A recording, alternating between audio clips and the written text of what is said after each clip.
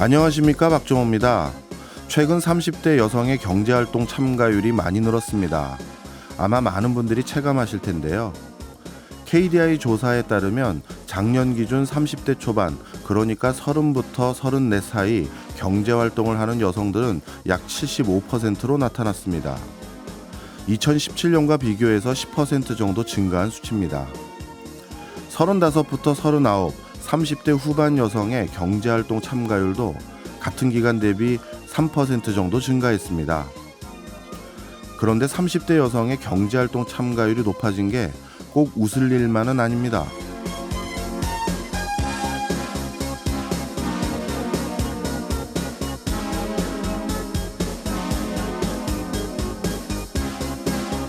(30대) 여성들의 경제활동 참가율이 높아진 건 자녀를 갖지 않거나 출산을 뒤로 미뤘기 때문인 것으로 나타났습니다.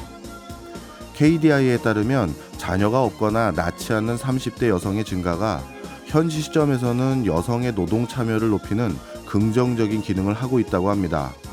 하지만 예상하시는 것처럼 궁극적으로 30대 여성의 저출산은 생산 가능 인구 감소로 이어지고 장기적으로는 더 큰 사회 경제 문제를 낳습니다. 30년 뒤의 30세 인구는 올해의 출산율이 결정합니다. 일과 육아 속에서 고민하는 여성들을 위한 배려가 시급한 상황이란 얘기입니다. 10월 31일 화요일 박정호의 손에 잡히는 경제 플러스 광고 듣고 시작합니다. 무엇이든 제대로 알고 싶다면 꼭 챙겨 들어야 하는 공부왕 이종훈 시간입니다. 오늘도 이종훈 작가와 함께합니다. 어서 오세요. 안녕하세요. 예, 저희가 청취자 김점남님이 제약회사에 대해서 알아봐 주세요 해서 지난 시간까지 한 2주에 걸쳐서 해방 이전부터 70년대까지 우리나라 제약산업이 어떻게 발전해 왔는지 쭉 알아봐 드렸잖아요. 한국 제약 산업의 역사라고 콕 집으셨죠. 그런 바람에 이게 계속 길어지고 있죠. 야, 청취자 한 분의 그 상담을 우린 이렇게 진중하게 해드립니다. 네, 제가 20년 이상 방송을 했지만 예. 한 청취자분의 질문을 이렇게 오랫동안 다루긴 처음입니다. 이분이 워낙 또 거대한 담론을 던져주셔서 역시 손경제 플러스입니다. 그래서 오늘은 지난 시간까지 70년대 후반까지 해봤으니까 80년대 이후의 제약산업 여기 하는 거죠? 네, 오늘은 대단원의 막을 내리려 합니다. 80년대 이후부터 이제 2023년까지 대한민국 제약 산업이 걸어온 길들에 대해 이야기해 볼까 하는데요. 청취자님의 요청으로 시작한 공부지만 개인적으로는 지난 한 달여간 공부하면서 우리나라 제약 산업 전반에 대해서 참 많은 걸 배울 수 있었던 것 같아요. 특히 지난 시간에 말씀드렸지만 한 나라의 경제 상황과 사회 분위기에 따라서 그 시대를 대표하는 약이 등장하고 어떤 약이 그 시대 상을 반영하는지를 볼 수 있었다는 게 굉장히 인상적이었는데요. 예. 먹을 게 귀했던 시절, 그러니까 먹을 게 눈에 보이면 일단 배에 채워놓고 보던 시절에는 급체 환자가 많아서 예. 활명수, 가스명수, 가스활명수 같은 약들이 가장 많이 팔린 약, 즉 70년대 이전까지 가장 많이 팔린 약은 이런 급체약이었고요. 또 잘 살아보세요라는 표 아래 전 국민이 밤낮으로 힘든 노동일에 매달렸던 1960, 70년대에는 바카스, 영진 구론산 바몬드, 원비디, 알프스디, 영지천 같은 자양강장제가 시대를 대표하는 약들이었다는 것이 이번에 공부하면서 눈에 띄었던 부분입니다. 그렇네요. 약만 봐도 그 당시의 시대상을 우리가 확실히 알 수가 있네요. 그렇다면 80년대를 대표하는 약은 뭔가요? 80년대를 대표하는 약은 위장약. 가장 대표적인 약이 보령제약의 겔포스를 들 수 있을 것 같은데, 겔포스 같은 경우에는 1972년에 보령제약이 프랑스의 비오테락스라는 제약사와 기술 협약을 맺어서 비오테락스의 이제 포스파루겔이라는 짜먹는 위장약을 기술을 바탕으로 해서 3년 뒤에 즉 1975년부터 국산화에 성공해서 판매한 제품인데요. 지금이야 뭐 겔포스 누구나 아는 이름이잖아요. 근데 겔포스가 처음 출시되었을 때는 물에 미세한 입자가 섞여 있어서 걸쭉한 형태의 이 현타액이라고 하거든요. 현타액의 약이 너무 낯설고 생소한 거예요. 맛도 이상하고 먹는 방법도 너무 이상하고 알약도 아니고 물약도 아니고 이거 뭐 어떻게 먹는 거지? 라고 해서 잘 팔리지가 않았다고 합니다. 실제 겔포스가 출시된 첫 해에는 매출이 6천여만 원에 불과했다고 해요. 하지만 1970년대 후반으로 가면서 힘든 노동의 피로를 대포 한 잔, 소주 한 잔으로 달래는 노동자들의 숫자가 늘어나기 시작합니다. 이전에 70년대 중반까지는 힘든 노동을 이겨내려고 바카스 한 병 마시고 힘내서 또 일하고 이게 이제 그 주된 그 패턴이었다면, 이후에는 힘든 노동의 피로를 퇴근 후에 이제 술 한잔 하면서 달래는 게 낙이었던 직장인들 노동자들 숫자가 늘어나면서 속쓰림과 위장병에 시달리는 사람들의 숫자가 늘어나요. 예. 이후에 갤포스는 마치 지금의 숙취 해소제 음료처럼 근거는 매우 희박하지만 위벽을 감싸줘서 술 마시기 전에 먹으면 술이 덜 취하고 또 위장을 보호해줘서 다음 날도 거뜬하다. 이런 미신 같은 입소문을 타면서 출시 4년 뒤인 1979년에는 연간 매출액 10억 원을 기록합니다. 저는 이거 대학교 MT 가서 처음 먹어봤어요. 그래요? 이거 MT에도 이걸 누가 사왔어요? MT에 누가 사와서 이거 하나 이야. 먹으라고. 네. 근데 갤포스 같은 경우에는 80년대에 접어들면서 MBC 인기 드라마였던 수사반장 기억하세요? 예, 그럼요. 수사반장의 출연진이었던 지금은 고인이 된 조영사, 조경환 배우 그리고 김영사, 김상순 배우, 남영사, 남성훈 배우가 출연한 CF가 거의 대박을 칩니다. 이때 이제 그 카피 멘트가 위장력 잡혔어 이렇게 외치는 게 있었는데 이게 국민적인 인지도를 높여주는 계기가 됐고 갤포스는 마치 남성들이라면 꼭 챙겨야 되는 필수품처럼 됐고요. 이후에 갤포스는 보령제약이 갤포스를 생산하기 위해서 안양 공장을 새로 지었는데 안양 공장을 24시간 돌려도 공급이 딸리는 인기 상품이 됐어요. 이번에 공부하면서 알게 된 사실 중에 하나가 또 갤포스가 해외에서도 똑같은 과정, 즉 처음에는 안 팔리다가 이후에 제품이 없어서 못 파는 과정을 똑같이 겪으면서 성장했다는 것을 알게 됐습니다. 네, 이렇게 잘 나가는 약이었다면 우리가 수출도 좀 했나요? 했죠. 그러니까 해외에서 똑같은 과정을 겪었다고 말씀드렸는데 일단 갤포스가 처음 수출을 시작한 곳은 대만입니다. 1980년에 대만을 수출한 것을 시작으로 해서 싱가포르, 일본, 말레이시아, 중국 등으로 수출을 확대해 나갔는데 이 나라들의 공통점, 대만, 싱가포르, 이 일본 같은 경우는 사실 일본은 그 당시 80년 당시 우리보다 앞서 있던 선진국이었고 예. 그리고 대만과 싱가포르는 아시아의 사령이라고 해가지고 대한민국과 굉장히 비슷한 상황이었단 말이에요. 예. 특히 대만 같은 경우는 전체 제산제 시장의 점유율에 그 갤포스가 95%를 차지할 정도로 엄청난 인기를 끌었어요. 보령제의 김승호 회장의 자서전이 대만에서 출판됐더라고요. 엄청난 인기를 끌었다는 걸 알 수 있는데 대만에서 갤포스가 이렇게 인기를 끌었던 이유 중에 하나가 80년대 대만이 우리와 비슷한 속도로 경제 발전을 향해 가던 시대상, 그러니까 사회 분위기, 즉 퇴근 후에 술 한 잔으로 낙을 삼는 사람들이 많았고 속쓰림과 위장병에 시달린 사람이 많았기 때문이다 이렇게 볼 수 있겠고요. 예. 또 중국 같은 경우도 갤포스가 처음에는 어려움을 겪다가 나중에 성공한 케이스의 대표적인 케이스인데 처음 중국에 갤포스가 수출된 게 1992년 중국과 국교가 수립된 해예요. 근데 처음에는 전문 의약품으로 지정되면서 일반인들이 접근할 수 없는 의약품이었고 90년대 초반 중국 사회 같은 경우에 1960, 70년대랑 비슷했어요. 보통 이제 한 30년 격차들이 난다라고 얘기 많이 하는데 60, 70년대 한국과 비슷하다 보니까 위장약 안 팔렸어요. 소화제와 자양강장제는 주로 팔리는. 진짜 우리랑 똑같네요. 네, 똑같은 속도로 나오고 똑같은 속도의 발전 상황 그런 것들이 어떻게 보면 똑같은 약들이 시대마다 그 대히트, 공전의 히트를 기록한다 이렇게 볼 수 있는데 첫 해 중국에서 갤포스 3억 원 정도의 매출을 올렸는데 지난 20년 동안 쭉 성장하면서 중국 진출 12년째인 2004년에 매출 100억 원, 2012년에 350억 원을 넘기면서 현재 중국 현지에서 생산되고 있는 국내 제약사들의 제품을 빼고 나면 중국으로 가장 많이 수출되는 매약 중 하나가 바로 갤포스입니다. 80년대 잦은 회식과 음주로 힘들어하던 남성들이 꼭 챙겨야 되는 필수품이 갤포스였다면 80년대 여성들의 또 핸드백과 가방에 여학생들의 가방에 꼭 들어가 있던 필수품이 또 하나 있습니다. 바로 경남제약의 레모나. 아시죠? 그럼요. 드셔보셨나요? 그럼요. 요즘도 가끔 학교에서 학생들이 챙겨주기도 합니다. 네.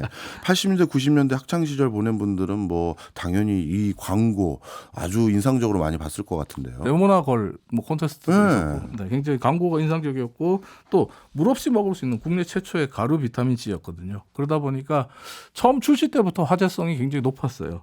그런데 정말 상큼함을 상징하는 노란색 컬러. 그리고 광고 카피가 기미 주근깨 피로 회복이 좋다. 그러면서 10대와 20대의 여심을 사로잡는 제품이 됐는데 레모나 같은 경우 정량이 하루 한 포예요.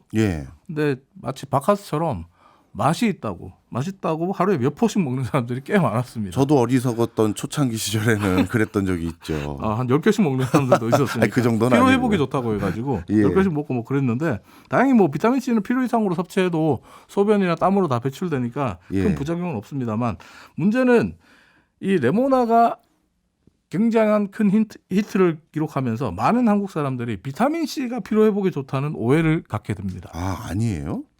비타민 중에 피로회복에 관여하는 비타민은 비타민 B더라고요.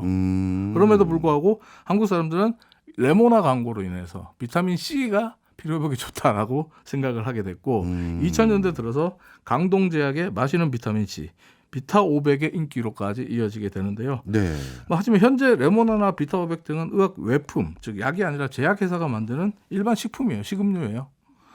지난 2주 동안 살펴봤던 것과 마찬가지로 한국의 제약산업은 2000년대 초반까지 여전히 의사의 처방전이 필요 없는 매약들과 오리지널 약들 그리고 어쩌면 의학 외품으로 분류된 지금 의학 바카스도 의학 외품 제품이 또 있으니까 예. 의학 외품으로 분류되는 식음료 쪽에 산업을 중심으로 제품들을 중심으로 성장해 왔다라고 볼 수 있거든요. 여기에 오리지널 약들을 카피해서 만든 복제약 제네릭이라고 하죠. 제네릭을 중심으로 성장해 왔기 때문에 실질적으로 한국에서는 지난 시간에도 말씀드렸지만 신약 개발에 대한 열의도 없었고 예. R&D에 대한 의지도 없었다 이렇게 볼 수 있습니다. 근데 이런 한국 제약 산업의 흐름에 충격을 가하고 산업 전체를 뒤바꾼 게 바로 한미 FTA였어요. 다들 기억하실 건데요. 지난 2007년 한미 FTA 협상이 진행될 당시 농업계와 의학계, 특히 제약업계가 네. 크게 반발을 했어요. 제약업계 같은 경우에 의약품의 지적재산권을 보호하는 내용이 들어가면서 오리지널 약이 아닌 복제약에 대한 의존도가 높은 국내 제약업체들이 이러면 우리 다 죽는다. 다국적 제약회사들이 물밀듯이 들어올 거다. 산업이 뿌리쳐 흔들릴 수밖에 없다. 이런 아우성과 정말 절규, 울부짖음이 여기저기서 나왔어요. 저도 기억납니다. 2007년에 그래서 업계 반발이 굉장히 거셌는데요. 그런데 지금 정작 15년 지난 지금 시점을 돌이켜 보니까 오히려 뭐 K-바이오라고 해야 될지 K-제약이라고 해야 될지 모르겠습니다만 더 잘 나가고 있는 거 아니에요? K-바이오는 확실히 위기를 기회로 바꾸는 능력이 있는 것 같아요. 위기를 기회로 바꿨고 또 국내 제약업계 체질 개선의 기회로 이 한미 FTA를 삼으면서 오히려 체질이 개선됐고 한 단계 더 성장하는 기회를 마련하기도 했습니다. 지난 시간에 말씀드렸듯이 과거의 한국 제약산업은 광고와 마케팅이 가장 중요했어요. R&D, 약효 이것보다 광고 카피 한 줄이 더 중요했단 말이에요. 그럴 수밖에 없었던 게 사실 하나의 글로벌 신약 개발을 하려면 실패 비용까지 포함해서 통상 한 1조 원 이상의 비용이 든다고 보는 게 관례인데 1조 원이면 우리나라 국내 제약회사 입장에서 보면 이거 회사의 생존을 건 투자가 될 수밖에 없어요. 한 번 실패하면 회사가 망한다라는 생각이기 때문에. 근데 이제 글로벌 신약이라는 건 사실 여러 번의 실패를 거듭하고 축적된 경험을 바탕으로 나올 수 있는 거거든요. 그리고 또 설사 기술 개발에 성공한다 그래도 거대 시장이 존재하는 북미나 유럽으로 진출할 수 있는 자본적 여력도 없었고 또 해외 임상을 진행할 경험과 또 역량 또한 부족했거든요. 그러다 보니까 국내 제약사 입장에서는 신약 개발보다는 제네릭을 팔거나 아니면 광고 마케팅 그리고 리베이트 같은 좀 후진적인 유통에 더 집중하는 이 선택과 집중 전략을 취할 수밖에 없었고요. 그런데 FTA 뒤에는 이게 달라졌다는 거예요? 생존을 위해서 신약 개발에 눈을 돌릴 수밖에 없었어요. 그러면서 한국형 글로벌 성장 모델을 찾아 나서게 되는데 여기에 또 SK, LG, 삼성 같은 대기업들이 바이오와 제약 산업에 뛰어들면서 이제는 국내 내수용 시장을 겨냥한 비즈니스가 아니라 처음부터 글로벌 시장을 겨냥한 글로벌 비즈니스로 제약 산업이 전환되는 계기가 마련이 됐죠. 그러면서 한국 제약 산업에게 있어서 이제는 글로벌 진출은 더 이상 선택이 아닌 생존을 위한 필수적 상황, 피할 수 없는 선택이 되고 있다. 이렇게 말씀드릴 수 있는데요. 덕분에 2010년 이후에 한국 제약 산업은 글로벌 진출을 위한 3번의 상승 모멘텀을 경험하게 됩니다. 첫 번째가 바로 2015년 한미제약이 주도한 신약 글로벌 기술 수출인데요. 이 당시에 주식하신 분들은 다 아실 건데 한미제약 주가가 어마어마하게 올라갔습니다. 그렇죠. 그러니까 신약 기술 수출, 글로벌 팜에게 이걸 글로벌 제약사에 우리나라 회사가 자체 개발한 기술을 수출한다? 이러면서 엄청난 시가총액 상승과 또 제약산업계의 기술 수출이라는 하두에 눈을 돌리게 만드는, 집중하게 만드는 그런 일들이 벌어지게 됐는데요. 이 기술 수출이라는 게 제약사가 개발하거나 보유한 특허권을 해외 글로벌 제약회사에 특허 실시권을 주면서 그 권리를 비용으로 받는 것 이거란 말이에요. 그러다 보니까 자본과 경험이 부족했던 국내 제약사, 특히 국내 신약 개발사 입장에서 보면 글로벌 진출의 성공 모델이 이게 될 수 있겠다라고 판단을 했어요. 그러면서 기술 수출액이 2017년에 1조였는데 지금 2021년 현재 13조 원을 넘어서 있습니다. 그러니까 이미 규모 면에서는 의약품 수출의 약 2배예요. 약을 우리가 수출하는 것보다 예. 기술 수출해서 버는 돈이 2배가 더 많습니다. 그런데 이런 일각의 지적도 있어요. 기술을 결국 수출하는 것은 우리가 전체 그 약을 외국에 팔았을 때 받을 수 있는 매출액보다 일부만 달성하는 것이기 때문에 그렇죠. 결국 제약 기술을 외국 기업들에게 헐값에 넘기는 거 아니냐 이런 비난도 있잖아요. 그런 비난 있죠. 타당한 비난이죠. 타당한 지적이시고. 하지만 예. 현실을 생각해야죠. 어떤 현실은 현실이요? 앞서도 말씀드렸지만 우리 제약사들은 예. 글로벌 신약을 자체 개발하기 위한 R&D에 투자할 돈도 마련하기 힘들고 예. 또 거대 시장이라고 하는 글로벌 시장에서 가장 중요한 미국과 유럽 시장에 진출해서 마케팅을 펼쳐나갈 자금도 그리고 능력도 부족해요. 경험도 부족해요. 그러니까 자본이 적고 영세한 한국 제약사 입장에서는 혁신 기술을 확보해서 수출을 가능하는 것이 그리고 또 이 수출이 가능해진다면 다음 기술을 개발할 수 있는 자본도 확보할 수 있고 한마디로 지속 가능한 선순환 구조를 확보할 수 있거든요. 그런데 우리가 처음부터 신약을 개발해서 이 신약 기술을 바탕으로 해서 우리가 처음부터 판매 마케팅까지 다 할래, 임상 판매까지 다 할래라고 하면 거기서 들어가는 비용이 배보다 배꼽이 더 커질 수 있는 상황이 예. 될 수도 있고 회사의 생존 여부를 불투명한 미래에 맡겨야 되는 문제가 발생하거든요. 그럼에도 불구하고 기술 수출을 계속적으로 해나가서 이런 선순환 구조, 다음 기술을 개발할 수 있는 선순환 구조를 만들어 나간다면 오히려 이때 축적된 경험과 자본을 통해서 그때 훗날 신약을 자체적으로 생산 판매하는 능력까지 보일 수 있겠죠. 네.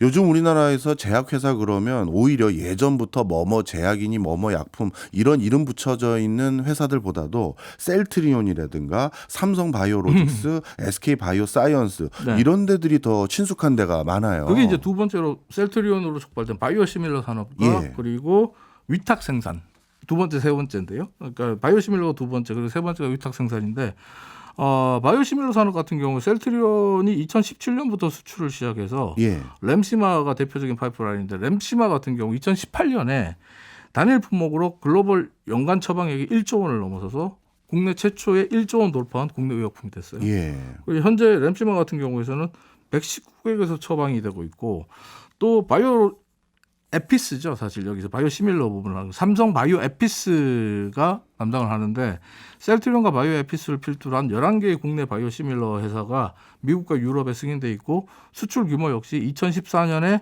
우리 돈으로 2,757억 원 정도의 수출 규모가 2018년에 1조 6천억 원. 이 셀트리온의 힘이 컸죠. 이때. 예. 그리고 마지막 세 번째가 아까 말씀하신 삼성 바이오로직스와 SK 바이오사이언스로 대표되는 위탁 생산인데요. 위탁 생산은 뭐예요? 바이오 의약품을 개발한 글로벌 회사가 예. 생산까지 다 하지 못하는 거예요. 예. 그래서 생산 설비를 갖춘 회사에게 우리 제품을 생산해 주세요. 대신 생산해 주세요. 그러니까 전자제품을 생각하시면 네. TV OEM, 그러니까 위탁 생산. 우리가 어떻게 만들면 되는지 설계도 다 가지고 있는데 네. 그대로 만들어 주세요. 이거군요. 그렇죠. 예. 근데 이게 사실 코로나19가 전 세계를 휩쓸 때, 팬데믹 사태가 휩쓸 때 코로나19 치료제들이 예. 위탁 생산으로 전 세계 환자들의 수요를 감당할 수 있었거든요. 네, 기억납니다. 네, 그러면서 위탁 생산 같은 경우 현재 2025년 같은 경우에는 그 34조 900억 원 정도로 규모가 커진다고 하는데 예. 이게 한국의 강점을 갖고 있는 분야예요. 과거 가전제품에서 위탁 생산을 하면서 지금은 우리 전자제품 메이커들이 글로벌 1위를 차지하고 있잖아요. 예. 30-40년 뒤면 한국에서 만든 글로벌 블록버스터 신약이 쏟아질 수도 있다. 이런 생각이 듭니다. 그러니까 K-바이오는 지금 말씀하셨던 바이오시밀러, 위탁 생산, 기술 수출 이 세 가지의 바퀴로 돌아간다. 이렇게 보시면 될 것 같습니다. 네, 앞으로 우리 한국 제약회사의 미래가 더더욱 기대가 됩니다. 네. 지금까지 이종훈 작가였습니다. 오늘도 고맙습니다. 감사합니다. 저희는 광고 듣고 2부로 돌아오겠습니다. 키워드로 세상 보는 눈을 키워보는 키워드 경제 시간입니다. 오늘 키워드는 IT 커뮤니케이션 연구소 김덕진 소장님이 가져왔습니다. 어서 오세요. 네, 안녕하세요. 반갑습니다. 김덕진입니다. 예, 오늘은 또 어떤 키워드로 우리를 놀래키실 겁니까? 아마도 제가 볼 때는 우리 교수님도 피해자 중에 한 명이 아닐까 싶은데. 뭐죠? 온라인 사이트 돌아다니다가 예. SNS 돌아다니다가 배용준의 투자 기법, 뭐 백종원의 책 5천 권 증정, 뭐 김미경의 주식 초보 탈출, 뭐 이런 광고 많이 보신 적 있어요? 예, 감이 딱 오네요. 네. 예를 들면 딱 전문가들이 등장해서 뭐 예. 주식투자를 권유하는데 좀 꺼림직하기도 하고 진짜 저 사람인가 뭐 이런 광고 많이 보셨을 겁니다. 실제로 이슈가 계속되고 있어서 오늘 이거랑 그리고 플랫폼에 대한 이야기 좀 오늘 해보도록 할게요. 네, 저도 요즘 이런 광고 때문에 골치 아픈 사람 중에 하나거든요. 네. 주변인들 분들이 저한테 물어봐요. 박종호 진짜 뭐 주식 상담해 주는 거 맞아? 하는데 제가 무슨 주식 상담을 합니까? 그러니까요. 제 손실도 큰데. 자, 그런데 요즘 이게 정말 큰 문제인가 봐요. 맞습니다. 이제 말씀하신 대로 우리가 알만한 유명인들, 특히나 뭐 경제 쪽이나 아니면은 뭐 그냥 일반적으로 유명하신 분들, 이런 분들이 갑자기 뭐 페이스북이나 아니면 카카오톡 오픈톡방 같은 데 등장을 해서 예. 뭐 주식 투자 비법 알려주겠다는 광고가 나오죠. 뭐 대부분 다 일단 사칭 광고입니다. 뭐 무료로 투자에 도움된다는 책을 배포하겠다는 경우도 마찬가지인데 이게 요즘은 범위를 안 가리는 것 같아요. 뭐 예를 들면 문재인 전 대통령, 뭐 김종인 전 의원, 뭐 제일 많이 나오는 게 주진영 전 하나투자증권 대표라든지 아니면 뭐 장하준 교수라든지 뭐 선대인 경제연구소장이라든지 뭐 존리라든지 뭐 정말 많은 분들이 나오고 또 요즘에는 개그맨 분들을 또 사칭하는 뭐 경우들, 배우들 사칭하는 경우, 아니면은 심지어 외국인 유명 투자자들까지 사칭해서 뭐 한국인 여러분들 안녕하십니까? 저 뭐 외국인 투자 누굽니다. 뭐 이런 식의 광고들이 너무나도 많이 나오는 세대. 예. 아니 다른 건 다 이해가 그래도 좀 될 법한데 네.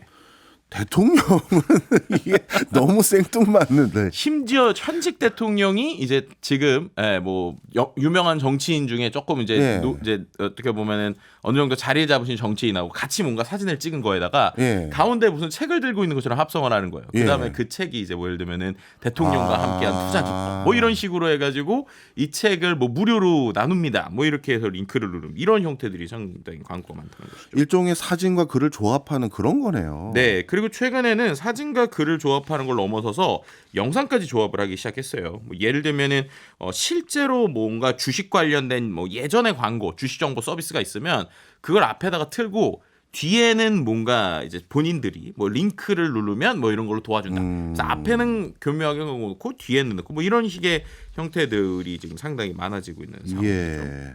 이런 것들을 다 사칭 광고라고 하는데 이게 단속이 잘 안 되나 봐요. 이게 단속이 안 되는 이유들이 좀 있어요. 일단은 이거 거의 다 클릭을 하면 처음에 뭐 책 받으시겠습니까 누르고 뭐 네이버 밴드 초대장이 오거나 뭐 예. 가입을 해가지고 그 다음부터 이른바 리딩방 사기라고 그러죠. 뭐 이것도 투자해 보세요, 저것도 투자해 보세요 이런 얘기가 나오는데 문제는 말씀하신 것처럼 이게 단속이 왜 이렇게 쉽지 않냐라는 거에서 플랫폼 얘기를 안 할 수가 없습니다. 왜냐하면 실제로 주진영 전 대표가 하도 이제 그런 얘기들 많이 오니까 마치 이제 교수님처럼 많이 오니까. 본인이 이제 페이스북, 그러니까 메타코리아에 신고를 한 거예요. 예. 이제 내 얼굴을 갖고 이렇게 뭐 내 이름 사칭해서 주식 투자 상담한다는 광고 돌아다니는데 이거에 대해서 내가 신고를 했더니 페이스북에서 자기들 커뮤니티 규약에 어긋나지 않는다라고 답장을 보냈다는 거예요. 그러니까 그렇게 하면서 이제 뭔가 이런 사칭이 규약에 어긋난다고 분명히 써 있는데 왜 본인을 사칭하는 거에 대해서는 위반이 아닌지는 아무런 설명이 없다라고 나왔고요. 이게 계속 한 2, 3주 이상 지금 뉴스에서 이슈가 되다 보니까 뭐 메타코리아의 많은 언론사들이 문의를 했거든요. 그랬더니 개별 사안의 검토 사유에 대해서는 공유를 못 드리지만 최근에 이제 추가 모니터링을 진행 중이다라고 얘기를 했어요. 근데 그래서인지 모르겠는데 한 일주일 전부터 제 주변에 페이스북 쓰는 사람들한테 특히나 기자님들의 계정에 좀 이상한 현상이 하나 추가가 됐어요. 예. 뭐냐면 분명히 괜찮은 정보나 맞는 내용이나 관련 내용을 넣는데 자꾸 그게 불법 계정, 불법 게시물로 신고가 돼서 예. 자꾸 그 게시물이 없어지는 현상이 나오는 거예요. 그래서 예. 왜 그런가에 대해서 이제 여러 가지로 좀 분석을 해봤을 때 결국엔 지금 이 메타에서 이런 광고를 잡는 거나 불법을 잡는 걸 사람이 아니고 AI가 보통 많이 하거든요. 예. 그럼 이제 AI한테 뭔가 추가적인 패턴을 학습하거나 이런 현상들을 조금 더 움직이려고 하다 보니까 그 안에서 또 다른 이제 원래 제대로 된 정보인데도 뭔가 이게 가짜다라고 하는 현상까지 좀 나타나고 있는 것들도 좀 최근에 보는 것 같습니다. 네, 제가 실제 이런 단톡방을 들어가 보지는 않아서 그런데 네. 만약에 이런 광고를 봤어요. 그리고 실제 그런 투자방이라든가 채팅방에 가입을 하게 되면 네. 그 다음에는 어떻게 되는 겁니까? 그러니까 이른바 리딩방의 일원이 나도 모르게 된다라고 생각하시면 될 것 같아요. 예. 한 언론사에서 실제로 실험을 해봤는데 뭐 예를 들면 졸리 전 대표를 사칭하는 광고를 클릭을 해서 네이버 밴드에 가입을 했다고 합니다. 그랬더니 갑자기 본인이 어떤 대표의 비서다라는 계정에서 메시지가 오고 책 수령을 위해서 연락처랑 주소를 요구하고 정보를 넣었더니 실제로 주식 투자 입문 서적이 최근 일단 왔대요. 예. 왔는데 이제 그 다음부터 계속 주기적으로 연락이 오는 거예요. 그래서 뭐 예를 들면은 뭐 단체 채팅방에서 투자 종목에 대한 안내가 주기적으로 이루어지니까 뭐 강의를 들어봐라. 아니면 어떤 주식을 보유하고 있는지 알려주면 컨설팅 해주겠다. 뭐 이런 식의 이야기를 했는데 실제 이제 그런 플랫폼 같은 경우는 몇 명이 회원 가입하는지 보이잖아요. 이제 실제로 본인이 가입하고 1시간 동안에 20명 이상이 또 그 방에 증가했다고 해요. 그러니까 그만큼이나 많은 사람들이 여기 들어오는데 문제는 이렇게 해서 단순히 정보를 전달하는 걸 넘어서서 몇몇은 아예 허위 사기를 치기도 합니다. 예. 제일 대표적인 게 이런 거죠. 아예 있지도 않은 어떠한 투자를 실제 있는 것처럼 가짜 시스템을 만들어요. 예. 그다음에 그 안에서 실제로 네가 돈을 이렇게 넣어서 수익률이 이렇다라는 걸 인터넷 서비스로 보여주는 거예요. 그렇게 되니까 이거 진짜 돈을 벌었나 보네라고 생각하는데 알고 보면 그거는 실제 주식에 돈도 들어간 것도 아닌 거죠. 예. 이런 형태들의 이제 편취하는 방식들도 늘어나고 있어서 금감원에서 지금 이제 2018년에 불법 주식 리딩 관련 피해 민원이 905건이었는데 예. 이게 지난해에는 3,070건 정도까지 지금 급증했다고 합니다. 그러니까 그만큼이나 광고도 늘어나고 피해자들도 늘어나고 있는 상황이다. 이렇게 말씀드릴 수 있는 것이죠. 네. 뭐 이런 것들 시작하려면 앞서 말씀 주신 것처럼 어떤 네. 유명인의 얼굴이라든가 사진 이런 것들이 자꾸 도용될 텐데 네. 이런 것도 뭐 초상권으로 우리가 좀 보호받고 있는 영역이라고 저는 얼핏 알고 있는데 네. 이걸로 뭐 이게 좀 제재를 가한다든가 이런 방법은 없어요? 그러니까 이게 법적으로 봤을 때 말씀하신 대로 일부 초상권에 대해서는 권리가 인정이 되는 게 있어요. 예. 근데 그것보다 오히려 이건 이제 그 얼굴을 활용해서 사칭하는 게 더 예. 문제잖아요. 사칭 광고에 대해서는 법적으로 대응 방법이 없습니다. 현재는. 이게 왜냐하면 실제로 명예훼손을 걸려고 해도 이 명예훼손 자체가 비방할 목적이에요. 그러니까 예. 예를 들면 저를 누군가가 비방했어요. 아니면 저의 얼굴을 갖고 누가 욕을 했어요. 이렇게 되면은 문제가 생기고 만약에 이걸 이제 뭔가 범죄로 걸려면 실제로 저 때문에 피해자가 생겨야 되는 거예요. 예. 그러니까 피해자가 생겨서 피해자가 이거를 갖고 뭔가 신고를 했을 때 그럼 그 다음에 이제 실제로 수사가 들어가는데 여기서 또 문제가 페이스북의 광고는 누구나 그냥 계정을 만들고 돈만 그냥 투자해서 뭐 몇 달러만 올려도 바로 광고가 실행이 되거든요. 예. 그러다 보니까 이게 누구인지를 또 찾는 게 또 어려운 부분이 있습니다. 그래서 실제로 말씀드렸던 것처럼 뭐 이거에 대해서 연예인분들은 지금 초상권에 대한 무단 침해으로도 이제 많이 이제 소송을 걸겠다라고는 하지만 실제로 그 사람, 그러니까 원래 이 광고를 한 사람이 누구인지를 명확하게 알 수 있는 부분이 좀 모호한 부분이 있어서 이게 참 애매한 부분이 좀 많이 있는 거죠. 어떻게 보면 페이스북이나 이런 곳에서 지금 이렇게 사칭 광고 이런 것들이 지금 붐업 아닌 붐업이 일어났는데 네. 그것 때문인지 메타 페이스북을 관리하는 회사죠. 그렇죠. 메타의 3분기 광고 수익이 늘었대요. 그러니까요. 이게 참 이제 메타가 이제 메타버스 관련된 투자를 많이 하다 보니까 오히려 뭐 매출 줄어드는 거 아니야 이런 얘기를 했는데 3분기 전체적으로 수익이 늘었습니다. 어느 정도로 늘었냐면 지금 3분기에만 115억 8천만 달러, 그러니까 15조 6,793억인데요. 이게 1년 전에 대비해서 한 5조 정도가 늘었어요. 매출이. 그리고 이제 순이익이 죄송합니다. 순이익이 그렇게 늘었고요. 매출 같은 경우에는 같은 분기에 30조대에서 46조 원대로 23% 증가했습니다. 근데 비용은 줄었어요. 비용 같은 경우에는 27조 원으로 전년 대비 7% 감소했거든요. 이게 왜 그랬느냐? 직원을 한 20% 정도 줄였습니다. 그럼 줄이고 나서 이걸 어떻게 했느냐? AI로 대처한 거예요. 그렇게 하면서 광고에 대한 매출은 늘고 인력을 줄였으니까 거기에서 순수익이 늘어나고 있는 뭐 이런 상황이다 말씀드릴 수 있는 것이죠. 예. 그럼에도 불구하고 메타가 최근 들어서 미국의 50개 주 중에서 41개 주에서 무더기 소송을 당했다 이런 소식도 있더라고요. 이건 뭔 내용인가요? 이거 같은 경우에는 혹시 한 2, 3년 전에 그 메타라는 이름이 원래 본사가 페이스북일 때 이때 아마 기억나시는 게 있을 겁니다. 이때가 뭐냐면 내부에서 어떤 그 이제 직원이 이제 본인들의 있는 거 내부 폭로를 한 거예요. 그게 뭐였느냐?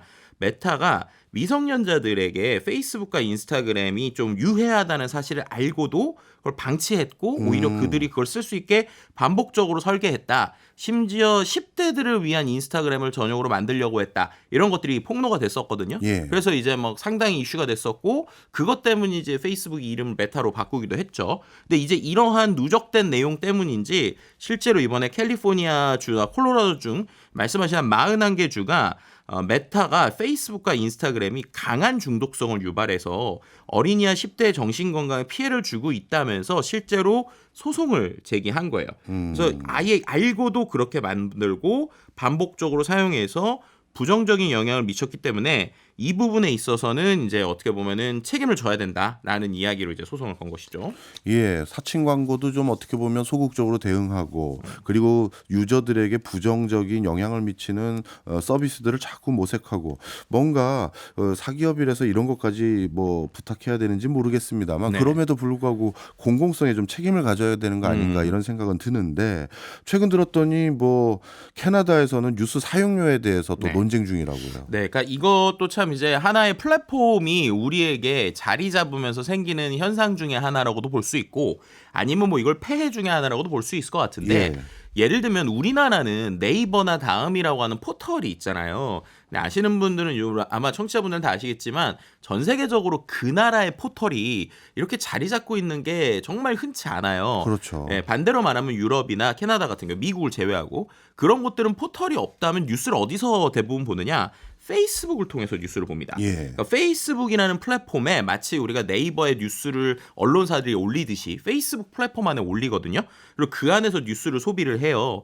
근데 이번에 캐나다에서 어떤 법률을 지금 만들었냐면 온라인 뉴스법이라고 해서 내년부터 구글이나 메타 같은 빅테크 기업이 현지의 뉴스 콘텐츠를 사용할 때 뉴스 제공자에게 사용료를 지불하도록 이제 법안을 냈습니다. 네. 근데 실제로 우리나라도 네이버가 언론사들에게 얼마의 비용을 지불하거든요. 예. 그러니까 그런 걸 하겠다고 하니까 메타가 이럴 거면 우리는 페이스북 안에서 뉴스 안 하겠다라고 쉽게 말하면 선언을 한 거예요. 예. 그리고 그거를 지금 말씀드린 대로 이게 내년부터 이제 적용이 되는데 그 전인 11월부터 이제 이거를 안 하겠다라고 이제 얘기를 하기도 하고 그 전부터 이제 이거를 시도를 했습니다. 근데 아시겠지만 최근에 캐나다에 산불이 계속 있었잖아요. 예. 근데 이 산불 뉴스가 나왔을 때 이게 이제 페이스북에서 돌아야 되는데 이미 그때 캐나다에서 뉴스 공고를 멈췄던 거예요. 그러니까 이제 많은 사람들이 뭔가 SNS에서 뉴스를 계속 주고받았는데 이제 캐나다에 이제 더 이상 뉴스 공고 페이스북에서 못하게 하겠다라고 하니까 이 부분에 있어서 그럼 이걸 어디서 공유해야 되지? 라고 하는 이슈가 상당히 부딪혔고요. 그래서인지 이제 캐나다 정부에서는 아주 상당히 강력하게 뉴스에 대한 책임성을 그래도 메타가 져야 되는 거 아니냐 뭐 이런 식의 얘기까지 하고 있는 상황입니다. 그렇군요.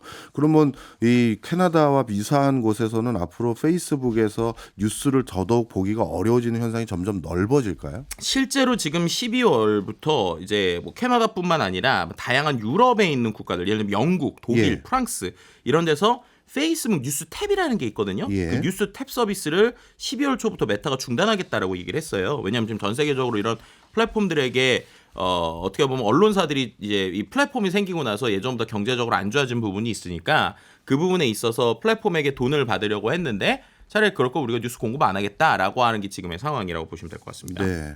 뭐 사실 뭐 뉴스 공급도 중요한 이슈이긴 합니다만 다시 돌아와서 우리가 사칭 광고를 통해서 누군가의 전 재산에 심대한 어떤 피해를 주는 사례들 이런 건 진짜 경제적 살인이라고 해도 과언이 아닌데요. 네.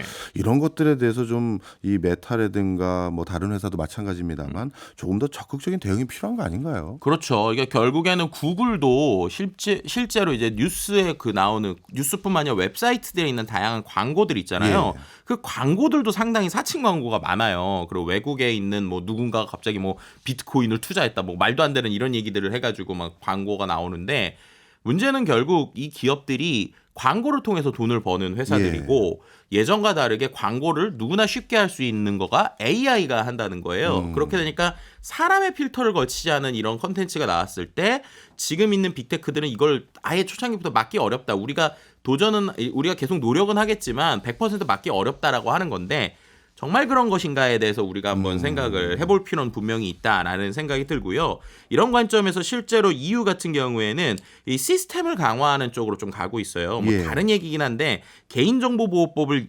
위반했다는 이유로 페이스북에게 유럽이 무려 1조 7천억 원의 과징금을 지난 5월에 매기기도 했습니다. 이게 엄청나게 큰 돈이죠. 이런 부분들이 계속 있으면 너네 이렇게 하면 계속 문제가 생길 거야라고 하니까 메타에서 심지어 이제 유럽연합을 대상으로 해서 11월부터는 광고 없는 페이스북 서비스를 도입한다는 거예요. 예. 단 유료입니다. 유료. 예, 유료인데 이게 이제 모바일 기준으로 한 달에 대략 한 18,000에서 19,000원 사이예요. 그러니까는 광고 안 쓸 사람은 돈 내고 그냥 광고 없이 쓰거나 아니면 광고를 보거나 이런 식의 비즈니스가 나온다는 거죠. 근데 그렇게 된 게 어떻게 보면 이런 가이드라인과 그것에 대해서 강력한 어떤 규제들을 그러니까 규제라기보다는 벌금이나 이런 걸 만들었기 때문이다. 뭐 이렇게 또 같이 말씀드릴 수도 있을 것 같습니다. 그나마 메타 같은 경우는 대응이나도 하지만 텔레그램 같은 경우는 아예 처음부터 작심하고 상대방을 임의로 지울 수 있게 만든다든가 뭔가 좀 섀도우할 수 있게 만들다 보니까 더 큰 문제가 야기되는 것 같습니다. 네.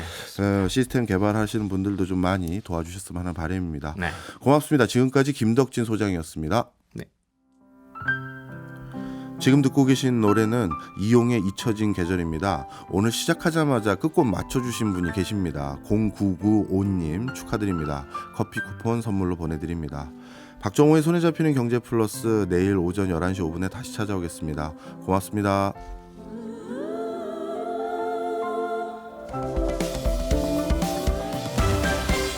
경제 생활의 플러스가 되는 아주 경제적인 시간.